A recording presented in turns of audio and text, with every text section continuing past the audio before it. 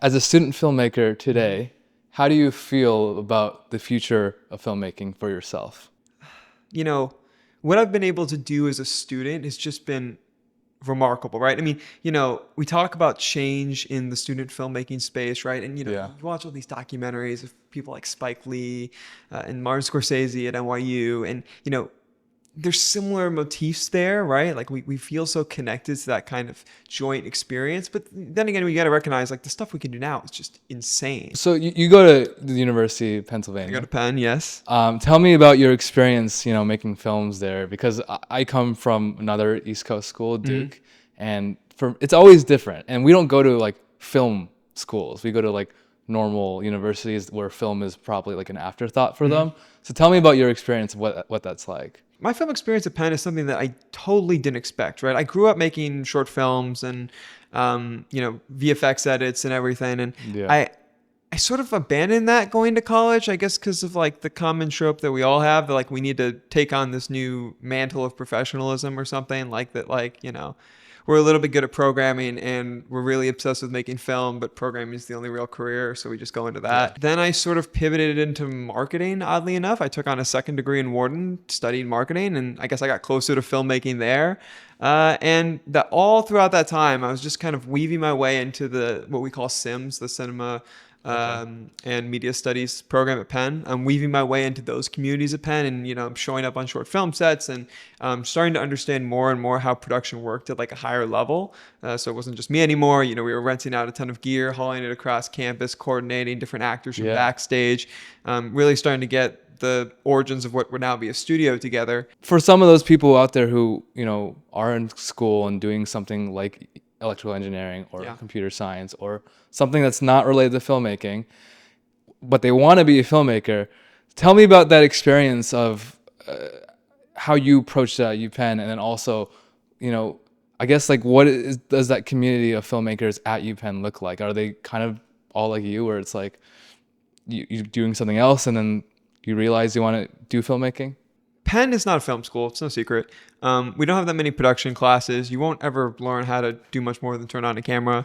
But there's a lot of aspiring writers there that just absolutely want to have their work on film. Do you guys have a rental thing going on? We do. We were lucky enough that our library has like a small cache of cameras that they rent out, and that was what jump-started the whole thing. I don't think if we had not started renting out from them and realizing how tight those like schedules and bookings were, we would have gone to Unique Camera, which is a formal rental place in house, Philadelphia, and started renting out equipment for our studio. That being said, I want to back it up a little bit, right? Like if you literally have none of that, like let's say like you go to like a Polytechnic Institute or something, right? And like you're now stuck in like this computer engineering or architecture or some other degree that like really doesn't like fulfill your creative interests. I mean, I think that's a great point. I mean, if your institute doesn't have equipment, well, the first step I would say is like utilize whatever resources possible your college or whatever you're going to can provide. If it doesn't have any of that, I mean, your phone is always an asset. But the idea here, I really think what we're trying to get at is like you shouldn't let anything kind of get in your way of the story that you want to tell. And if you want to tell a story, you have this passion or this feeling or this desire to say something about these characters or say something about your life, and you want to put it in the film format, like you can do it. Use your phone, and you don't even have to post it to festivals. You don't have to even go for recognition. You don't have to post it anywhere. Just make the damn thing. And if you want, you can also post it to YouTube. We all start not because we want recognition. We all start because we want to make films. And so the point is, if you want to make films, just go make it. Like there really is no constraint. And if there is, you can figure out a way easily over it. I think it's important too to learn what kind of filmmaker you want to be, right? I mean, there might be aspects of filmmaking that you just absolutely love and then other parts you hate, right? Like everyone starts off wanting to be the director, wanting to be on the leader, the person that everybody comes to. But, sometimes that can be grueling. Like you have to be the person on set that knows all of the answers, even though you probably know I would say like 50% of the answers, right? Like you just have to have the answers. And for some people, like that's that sucks. Some people are, destined to be great cinematographers. They just understand color theory like that, right? Some people are amazing at designing posters for films. Like, so you got to find what niche you really like, and the only way to do that is just to do it over and over and over again and see what sticks. I agree with that. I agree with that wholeheartedly. And I think if you find that you don't want to direct, that's also completely fine. If you want to be a cinematographer, those things are all completely fine. There's like 400 people on a film set for a major feature, like probably even more, like thousands. Yeah. If you count everybody involved, like, So wait, tell me more. Let's go back to, your experience at UPenn, like so far. Like today, what is it like? Like tell me about your community, the people you work with. I would argue it has the most energetic film community. And how the hell that happened beats me. I'd like to say I had a decent role to play in that. But it also has to do with Charlie and Spencer, and those are my co-founders of my company.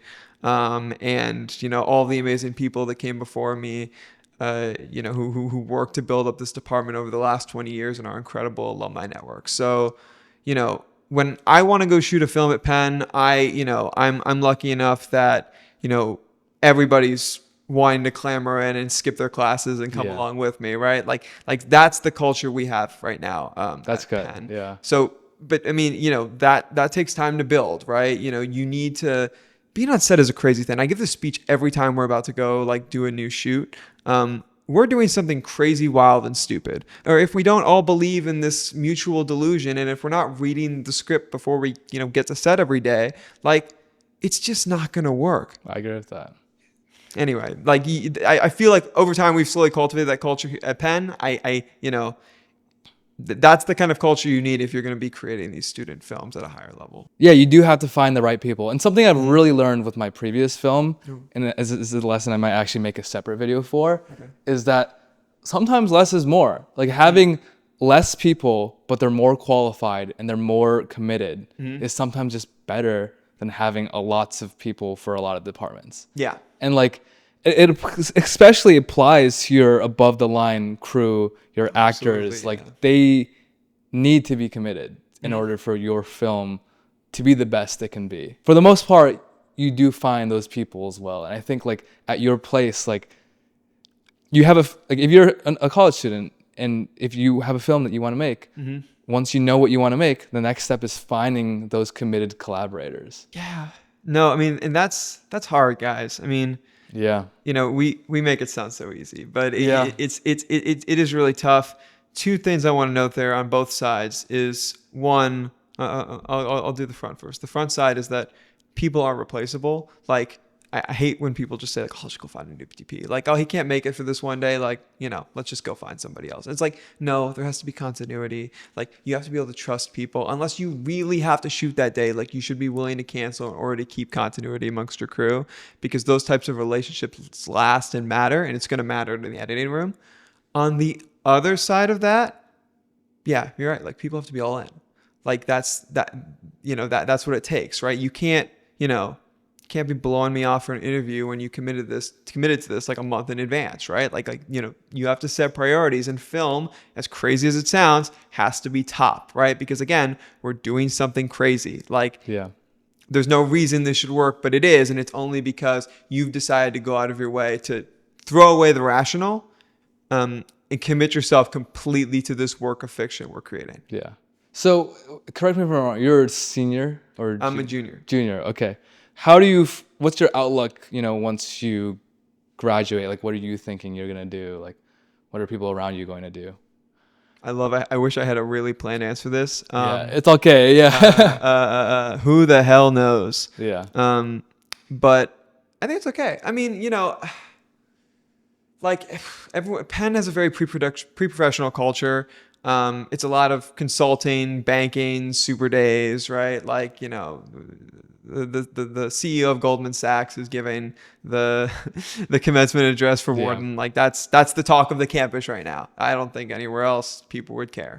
Yeah. So part of that realization I had a year ago was if I'm ever going to work a job, if I'm ever going to work under somebody, I want it to be in film, because it's the only place that I just feel could feed into my creative desire. But you know, when I'm studying for tests and I'm just bored out of my mind, I design new graphic designs and posters, and I work on color grades that I need to get done, and I'm sending ideas over to my writer, and that's just what I do. Yeah. You know, like I get extra creative, and you know, I think if I'm doing that, like when I'm stressed out, like why would I put myself in a position where I'm just miserable my whole life? Like why should this be the excess? Why not it be the main thing, right? And it kind of goes back to how I grew up. Like I hate to make this like personal, but like, you know, I grew up with parents who just hated their jobs. Like that's what I came home to every night. I'm not going to live like that. Like that's just not how it's going to be. Like I'd rather face the terrible alternative than do that. Wait, what did your parents do for work? I'm curious. They're both accountants. Gotcha. And they both didn't want to go into accounting. My dad did a bunch of short films when he was a kid, and then just kind of abandoned it. And then he wanted to do geology and also abandoned that. And my mom, she played basketball, and that's how she got into college and everything. Got it. Both of them sort of found their way to accounting. And is that how they met, through like accounting? Yeah, they met at work. That's crazy. Yeah. Okay. Yeah. I think you make a lot of. So actually, you know what? I have a lot of appreciation for accounting. Yeah. I think you make a lot of valid points. So I think it's okay to not know what you want to do, especially if your passion is filmmaking by the time you graduate. I will say though, if you feel like you still need to get a job in something that's not in filmmaking, it's okay. Like, yeah. I think if you do want to make filmmaking a priority in your life, it's important to find a job that gives you that time outside of work to go make films. Because honestly, something I've encountered being a year out of graduation and like working in the real world and working in a film adjacent position is that even if you're working in something film adjacent, it's so close to what filmmaking is. Sometimes it, you know, actually makes it feel worse in some ways. And you're also not making the money where it's like you can then go spend a lot like on your weekends. And if you're like a software engineer making 100,000 and saving like, I don't know, like 50K of that, you have so much more flexibility to like, go spend a bunch of that on your film projects, especially if you can just like do them outside of work and you can request time off. And so both options are fine. Like to me, both options are fine. I think working in this job for me has improved my skills as a filmmaker a lot. It's also made it harder to make films in some ways. Nothing will give you more ambition than having a job that's just like, you know, right there, you know. Yeah. I totally understand that. But I think the key there was like film adjacent, right? Like you work in a creative space, right? Yeah. Like that's, you know, I think at least a lot of people I'm around, like they don't have the luxury of doing that. I shouldn't put it as a luxury. It's tough. That's just not what they went to, right? Like it's literally either finance or, you know, there's filmmaking for them, and the divide is so large in between there. There's no clear path to working in a creative job, unfortunately, which is like what the constraint is. I think the leap for a lot of them is like choosing that job in graphic design or choosing that job as a PM, because the alternative is like finance, right? Like that's a job where you'll be working 80 hours a week, right? Like the Goldman Sachs interns get like $35 for dinner or something, like, you know, like that's what that's what they'll be destitute for at least the next like decade, right? Like that eliminates filmmaking from their plate altogether. So I think there's a middle leap there. Like it doesn't have to be all or nothing. I agree, and that's why I think like I said, it's important to find a job where you have that time, right? Like if I could be a software engineer at like a really small company, but make like find a compromise where you have time. Exactly, that's crucial. Yeah, time, and like they don't care about you working 8 hours a day. You can work, more than 8 hours a day. You can work like 8 or less. Especially if you're remote, even better. You can spend a lot of that extra time doing your pre-pro or like. This is giving me hope, actually. You know. Yeah. Maybe. Yeah, I mean, like, maybe it's possible. Don't feel as a filmmaker you need to work in the film industry. Yeah. Because it's not an easy industry. Like anybody you talk to who works and makes a living being creative in this space, they always talk about how hard it is. Yeah. They talk about how unstable it is. So even those who have like made it, you know, like they still talk about the pain. Yeah. Exactly. Like directors, like established filmmakers, a lot of them still have financial troubles, you know? It's like, if you want to be a filmmaker, you'll find a way. Don't worry about how you make your money. It's okay if you start somewhere that's not in filmmaking. Yeah. The key is you keep going. Like Yes. that's it. Yeah. 100%. Never give up. Just give up. always keep going. So you mentioned something that's I think really important to talk about. You founded a company. Tell me about what you did there. Well, I can't take all the credit. I founded it with two of my best friends / filmmakers in like the whole world, Charlie and Spencer. Charlie, you know, I met him. He's one of these guys who's going into finance, but I met him. He was doing, I believe, lighting and sound on a short film I'd shot 2 falls ago now. And God, talk about somebody who was like, you know, grinding at all angles, like, you know, working the late hours, like scrappy as hell. Like that's Charlie. But he's also like so insanely knowledgeable when it comes to like building income statements and like understanding things from a numerical perspective. Like this guy does not need Claude is what I'm trying to say. Spencer, on the other hand, like he builds out org charts for fun. Like he just loves the entertainment industry. He grew up around it. There's nobody there from like an outreach point of view that I would otherwise want to start a company with. And so I both knew that like, well, as soon as I met these guys, I knew that like, oh, they're going to be kind of a crucial part of like my filmmaking future. Like I just knew, right? It was just instinctively there. And I guess we were just pondering this idea for a while, kind of scared of like where AI was going. Somewhat inspired, right? I mean, like as a software developer / engineer, like I see the potential there. I like the idea that I can take things from design to prototype super quick. I love that, but I'm scared what it's going to do on the creative side. And so me and Charlie, we both went to cons this summer through a program in Penn, right? Through the Cannes Film Festival. And we were sitting in on this panel that Google was hosting about like making AI films. And it was so boring. Like it was just like we were falling asleep in the back. Like we really didn't want to be there. And so it got us thinking like, what would actually have helped us on our film set, right? And a lot of it had to go back to like the 3 weeks of logistical hell you have before you actually shoot the movie, right? So it's where scheduling and budgeting are tied to the hip. It's where you're planning out all of the things. You're turning that script into an actual movie. And it's just a lot of areas where like, you know, things are not mapped out or it can fall apart that are really crucial you get right. On a larger production, this is what a line producer does, right? And so, you know, just building off that idea, I was like, what if we could automate a lot of this, basically turn a script right into a plan under 10 minutes, right? Take that 3-week process and crunch it down. And that night, so like roughly 6 hours later and a couple of French espressos, I was on the phone with Spencer. Charlie was right next to me, and we had a prototype up and running. Again, where you would just upload a script and it would break down the entire plan. And that, you know, we didn't think of it as a startup. We didn't think of it as a company. You know, we're filmmakers. We didn't really get that. You know, we used it on our next short. We showed it to some friends at NYU and USC and UCLA, and they thought it was kind of cool, and we saw them coming back to it. And then after a little bit, we were like, okay, there's some promise here, right? Like it's doing that SaaS thing, right? Like people are coming back and using it, and there's, you know, retention. And we were like, all right, let's hold our horses here. Let's go validate this. So we brought it to a line producer, right? And they were like, this is terrible. This isn't going to work. I would never use this part on a film set. And then we were like, okay, well, like, what would you change and actually use on set? And they named us like 2 different things. And then we were like, well, if it's only 2 different things away from like being used on like a Marvel set, for example, like we should totally start this as a company. Like that's basically just like a brief for a sale. And so, you know, I think somewhere along the line there, we got our stuff in order and we organized it into a company, and it's just been insane since. I mean, since then we've onboarded like 400 filmmakers. That's across, you know, larger scale production companies, students, all the way to high level line producers. And it's just been crazy to see how this revolution is like blown up. And I'm going to be honest with you, one of the coolest things for me is this little phenomenon we've seen where writer directors will upload scripts that they have like no plan on ever working on. Maybe they're like halfway done, right? Just to kind of see if it's possible to make, just to kind of plan out like, you know, an initial budget or like initially who they would need to cast and get everything into order.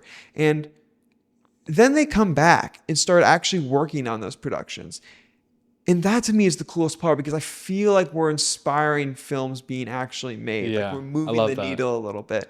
And that for me pushes it over the edge of like just another software company. I love that. I think when you first mentioned to me, I was like, that's crazy, because I have a bunch of scripts just in my Google Drive space somewhere. Don't we all? That I've never even thought about making. And it's like, it does entertain me to be like, I can just like upload it to your guys' website, and then some plan will come out, and I can like decide whether or not I want to take action. And I think that's really cool, because like maybe sometime in the future, like I have the budget, or I have the locations or the people that can actually make that happen, and that's awesome. Tell me about like how you've used this like thing in your own like productions, because I'm curious like what your personal experience has been with it so far. The first major short we shot with it was The Blue Suit, which is actually funny. We just premiered it last Sunday, I believe. We packed the house in this theater in Philly. Give you some context about the film itself. It's about a kid who finds a blue suit in a thrift store, and then we walk you through his experience with the suit, and then every previous owner of the suit, all the way back to the kid it was tailored for. And it kind of tells the story of these three boys through this one suit. Amazing story. It was written and directed by my friend Henry Franklin, and then I helped with the rest of it, and Charlie was also involved, and it was just a great experience. But we used Storiara initially from the jump to plan out this entire film. We uploaded the script after Henry sent it to me. We started breaking down the characters, the props and wardrobe items we were going to need, the locations we were going to need to scout. Yeah. It was like, it's a 17-minute film, and there were like 10 different locations we had to find. Like, it was crazy because it's all based on these 3 different periods. And so it was really important we get the little things right on this film. And honestly, that's what helped us the most. Once we had everything in order, it was super easy to coordinate everything, get everyone's schedules aligned, and just start shooting. Yeah. And honestly, like, you know, did we run into some minute things that we had to fix along the way? Yes. And that's why we leave such open lanes of communication to our filmmakers who actually use the platform, so we can ultimately make those changes and iterate, right? Like, we're a lean team, yeah. We're building fast. But it did make the whole process like so much easier in a way that was like kind of out of body, because we had just been talking about it up to that point, and like experimenting with it, like small scale, like, well, yeah. What if we had used it on this? What if we had used it on this? And then we actually did use it on this. And it was like, it was just surreal. It was so sick. It's cool to hear about, because I feel like I already have some ideas for also some alternative ways you could potentially allow filmmakers to use Storiara. Mm-hmm. But I think for a lot of the films I worked on, like the process, which from what I understand is you upload a script, it gets broken down into the cast, the locations. Mm-hmm. From there, correct me if I'm wrong, by the way. Go ahead. From there, you have the option to make a shot list. Yep. Right? And you have the option to plug people, like photos of people in, and then like also schedule out all your scenes. And for my previous workflow for most of my films, I have done that. And I think Storiara would have been perfect. There is an interesting scenario for my previous film where we decided to go more of a verite style and just kind of say, fuck it. Yeah. And just go for it. And all I really did for pre-production was I had my script. I wrote down my shots on the script. We had a general sense of what our schedule was, but for the most part, we went to this location and figured everything out, and the schedule just followed. Yeah.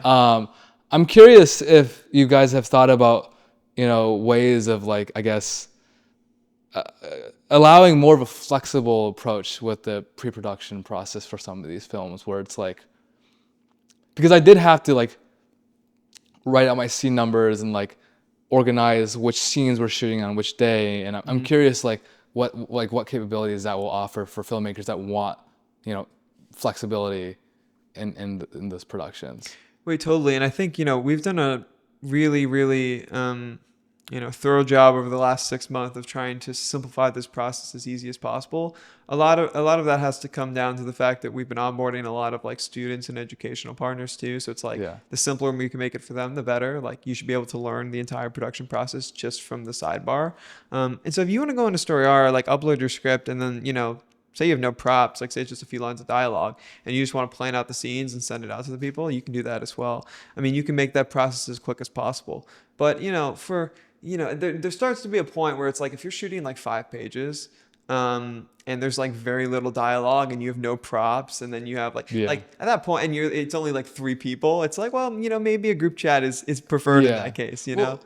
Examples come up where it's like Sean Baker, where he goes, a lot of the script is like improvised, but he has locations, he has a cast, and I guess like if for films like that where it's like a feature length, it's like comprehensive, like there is a balance that needs to be achieved where you have that structure and then you also have the wiggle room of flexibility and all of that. Yeah, and you bring up a really interesting point because we've also seen this with documentary filmmakers too, and people who are trying to incorporate like interview beats into their production. We did roll out recently like an unscripted mode, so where you don't have to upload a script, you can just kind of upload notes you can reference, and it doesn't really pull from anything. And a lot of that comes down to the fact that when we were building this platform post the 6-hour espresso fueled programming session, we whiteboarded out a lot of this, like every single page. We just wanted to get every detail right because you're merging old Hollywood formats, right? Like strip boards, shot lists, like things that were used to be done like on a pinboard, with modern project management expectations, like Google calendars syncing with everything, updated call sheets.